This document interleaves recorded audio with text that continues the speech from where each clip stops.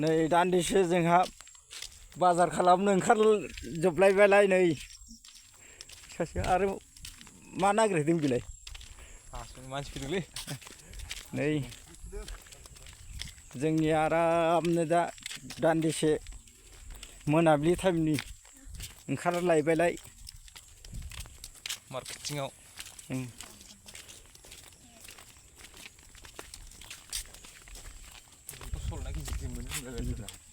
गेटआबो नै गेटखौ जों खामानि मावनाय जायगानि गेटआ इथा फात्तानि सनि इथा फात्तानि नै बेहाय ना मोनसोगारो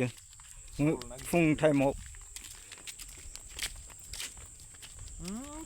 सल नाखौ सोरबा हायना लांबाय दहाय फुवान मेरला ओंखारना दंमोन बेयाव बेहाय ना सोरबा मुस्रिजों हायखांना लांजोब्बाय नै गेटआ जोंनिया हरनि 8टायाव बन्द जायो